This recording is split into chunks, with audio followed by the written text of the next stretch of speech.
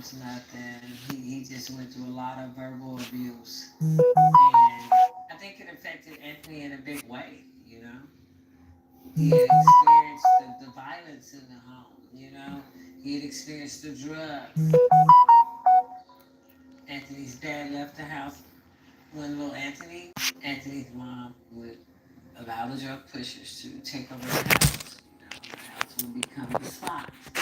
She was in the streets. She was doing drugs. She was here. She was there. She was everywhere. You know, you couldn't put your hand on her. It just wasn't a healthy situation.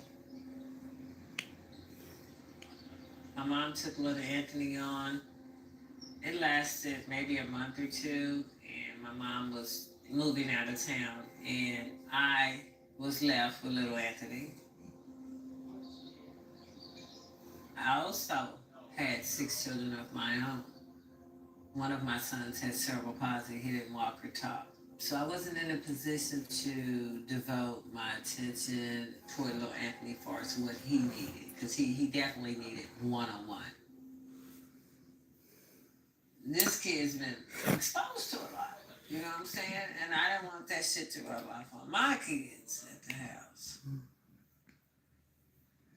Oh, this particular day, I was like, oh, hell, For a lot. I ain't gonna need to handle him, so I'll go down here to the state building, Juvenile Justice Center. For a lot of And I reasons, tell him, but hey, yo, I got this kid. My sister's on drugs. You know, you guys need to get her a court order. This is what I'm thinking. They're going to get a court order. I'm just sick of people drag her messing in with me. here, make And her get herself cleaned up. I don't know. I'm going to have her, and I'm going to have her son, and we're going to reunite them back together. And that wasn't the case. She never responded. Not really. To I the just courts. feel like Little Anthony then went into foster care. And he was molested in foster care.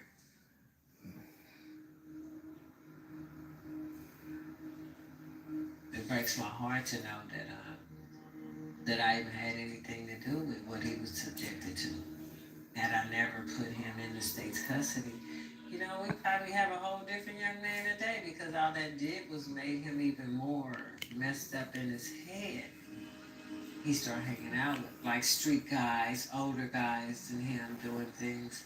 It just was like a not really. He was easily influenced. He was gullible. He wanted to belong. They made him feel loved in a way that we have never had. So I could easily see how he went along with the plan. We never made him feel that.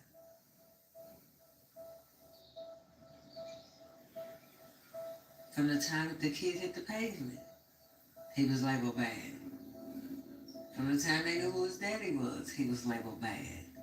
From the time they knew his mom had an addiction, he was labeled fucked up. You know, and so on and so forth. And then we wonder why.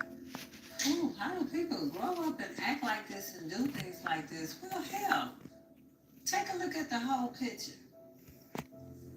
And then ask yourself, what did you do to help him? What did you do? Nothing. I did not want anything to do with it because I was mad at him, because I didn't understand. But now I sit here before y'all, and it's like, yeah, all of us, you know, we failed him. We failed him. You know, as a whole, it's not this person, that person, or that person, his dad, his mom, this. We, as a whole, as a family, did fail. You know what I'm saying?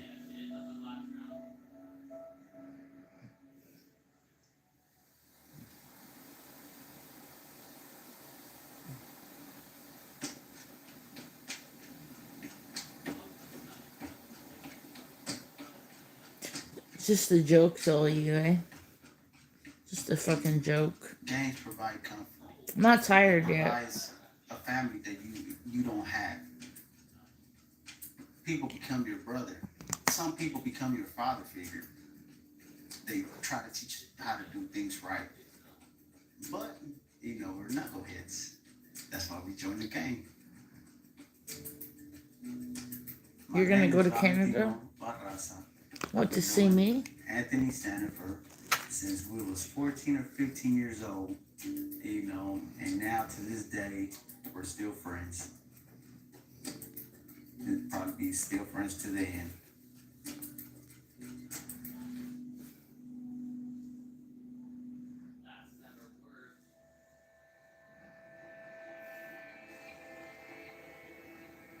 Anthony, as a gang member, his character was more of like super crazy.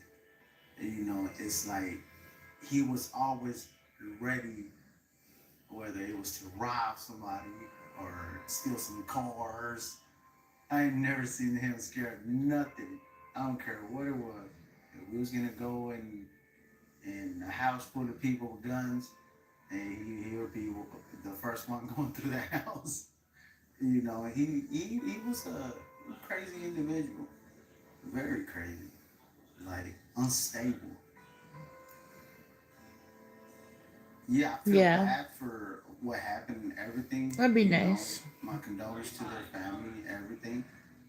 But whenever you're committing a crime, whether it's home invasion or anything, you know, sometimes people don't want to leave No, I'm not, okay? no type of evidence and witnesses. I mean, when you go to war, there's casualties no matter what. Whether you find the enemy or just bystanders. Thanks.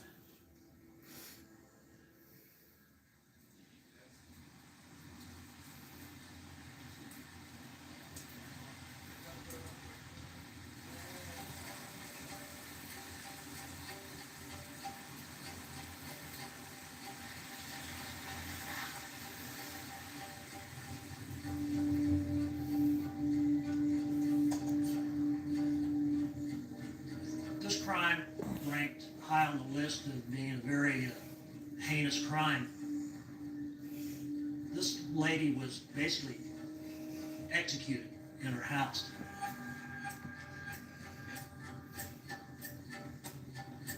My name's Michael Johan. I'm a retired detective for the Independence, Missouri Police Department, and I was the lead detective on the Beverly Crowd homicide.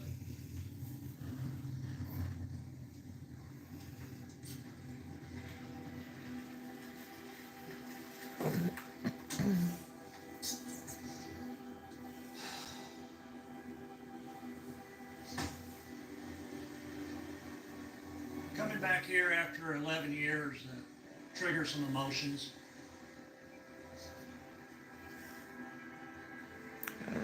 There was no reason to kill her. I just felt like we had to get these people, because if you can kick a door open in the middle of the night and kill a little defenseless lady, who's next?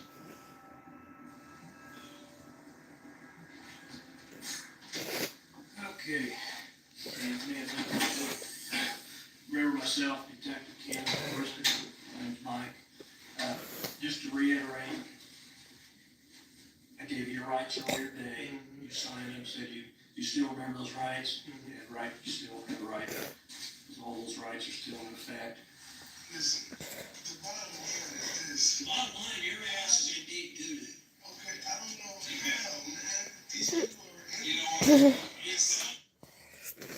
Anthony obviously came in lying and denying everything. Where is this evidence? Well, you know, we're not, like I said, we're not going to go over all this evidence. We're not going to go Of a murder? Of a murder? No, I don't think so. Ain't no murder because I ain't did no murder. Oh. I'm already guilty, yeah. He was a very difficult person to interrogate. Tell me you weren't there. Really? Tell me you weren't there that night. There was. When the lady got killed. Listen, Tell me you weren't there. I was not. That's bullshit. He's been in and out of prison. He knows the ropes. You're not going to be able to use emotional tactics with him and get him to feel sorry for the victim or anything like that. So we presented him with facts that kept showing him that we could prove he was the perpetrator of this homicide at Beverly Crowd. What can I do to prove to you that I'm giving you my word as a man?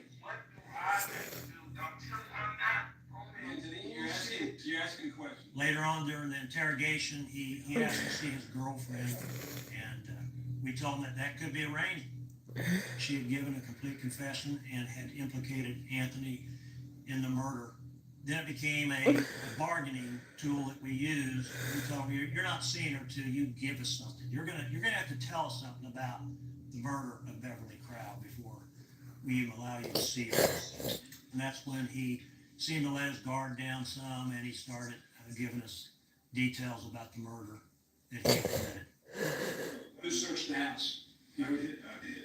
Okay. I knew it was the wrong house. I knew it. Was that her cat? And you shot her? Yes or no? Yes or no? My thoughts about Anthony Stanford as a person is that he's a cold-blooded psychopathic killer. He executed Beverly. After he executed her, he got back in the car with his accomplices and said that chalk on his belt.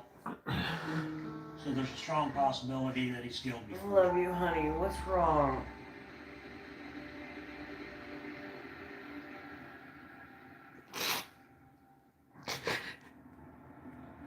Crying sweet. What's up? Nothing.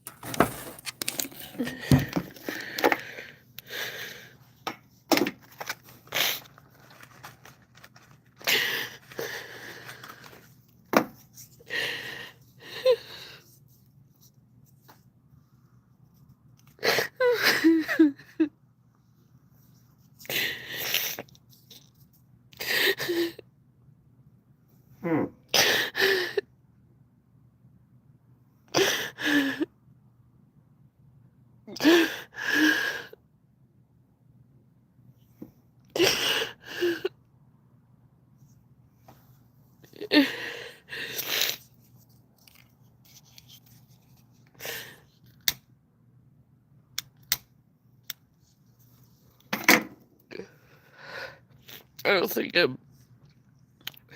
don't think I'm gonna come on YouTube again.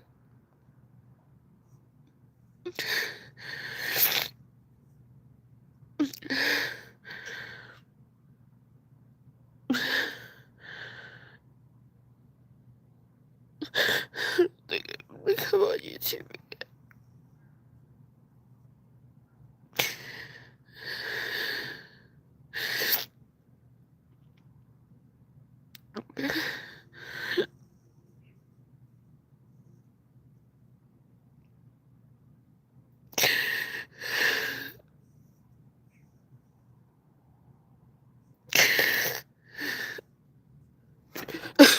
I don't even know. I don't even know what's real here on here anymore, to be honest.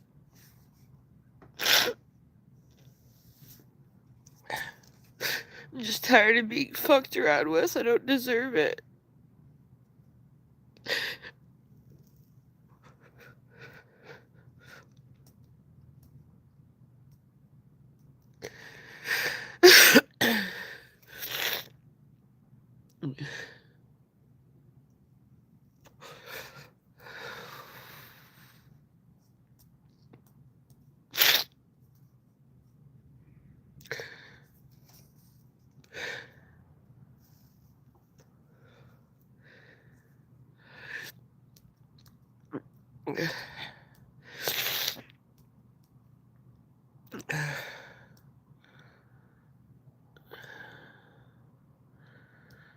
I never even met this person. I never even met this person, whoever Socks is. Never even met them before.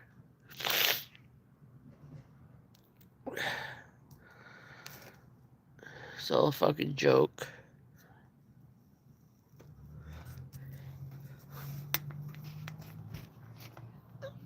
That's all it is. Seriously.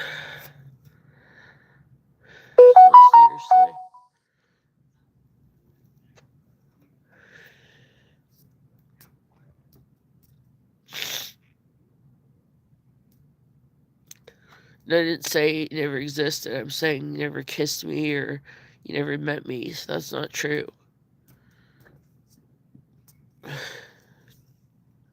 No, I'm not okay.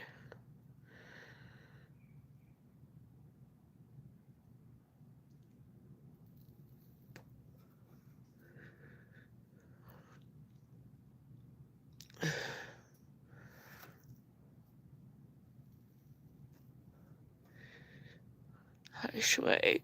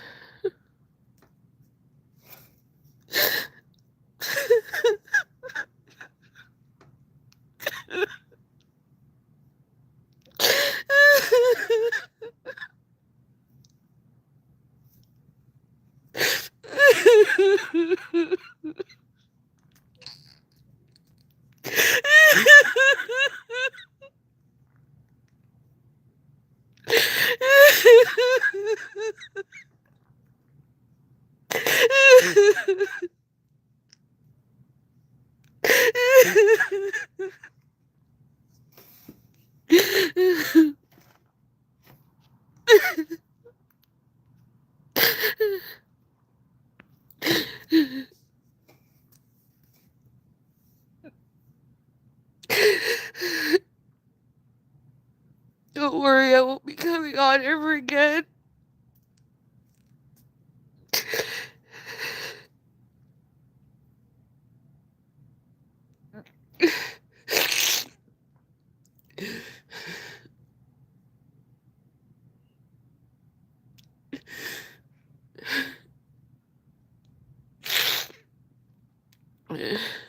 Thank you, Schweig.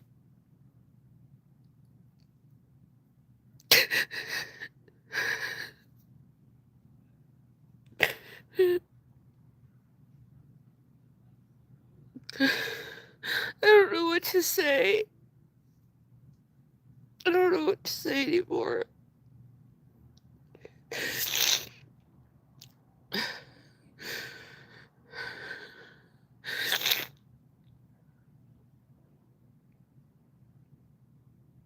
Give up.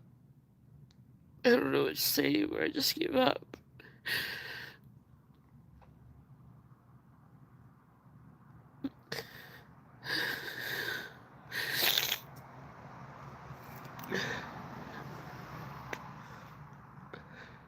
I've just been getting toyed with for a long time. It just hurts my heart too much. I just can't anymore.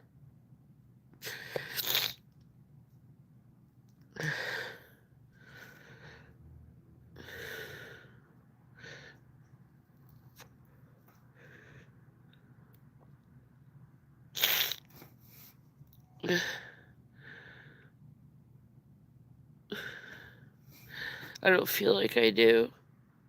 I don't know who to trust.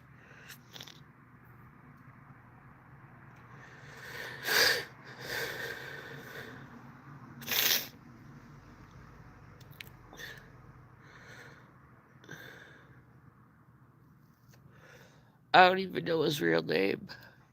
So I don't know what to tell you.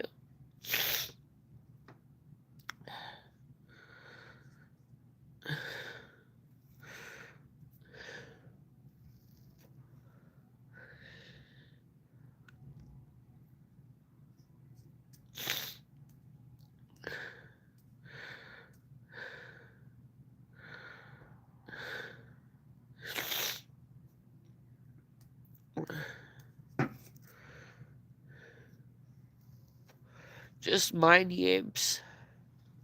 That's all.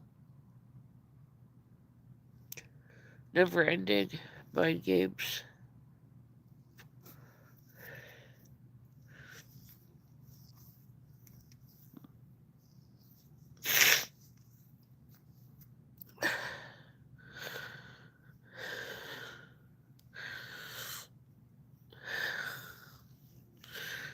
someone's been fucking with me for years now, and it's just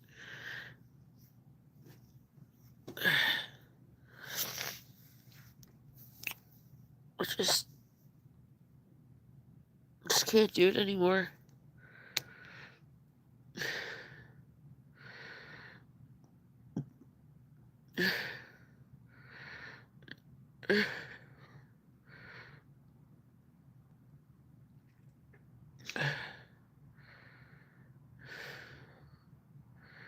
Yeah, well, he has like hundreds of accounts to Schwag. You never know who he really is. Well, I seen a picture and stuff, but I don't know his name or nothing.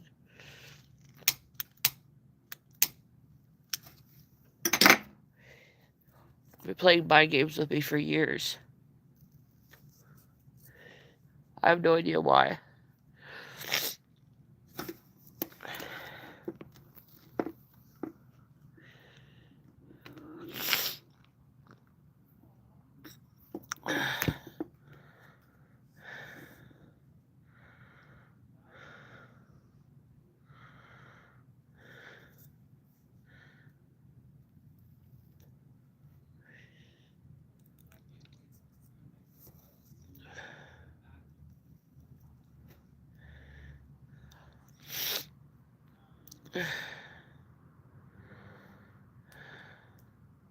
Yeah, it is weird.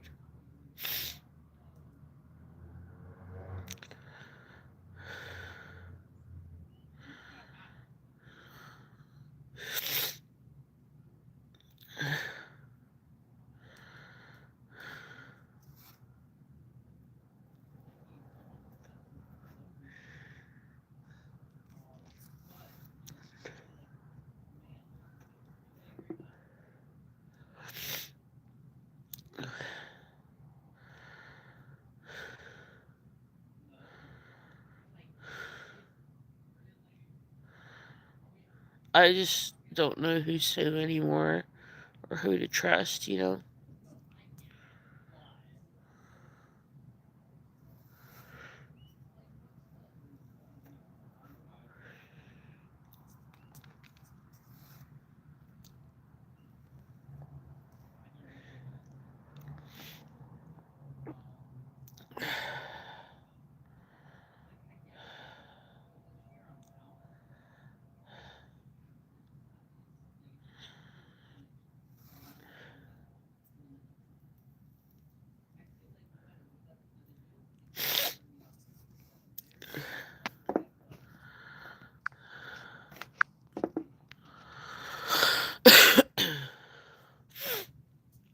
Yeah, exactly.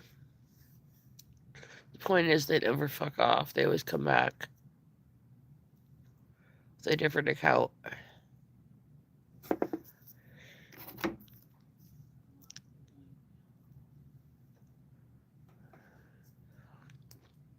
It's good advice to Schwag, but a lot of times it just makes your heart broken, you know?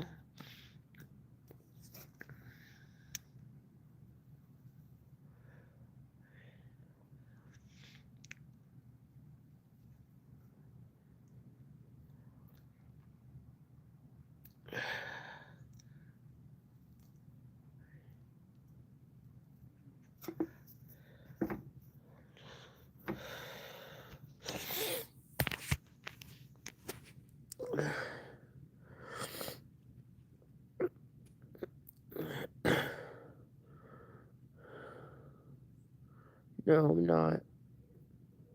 I'm gonna go. Hope you all have a good night.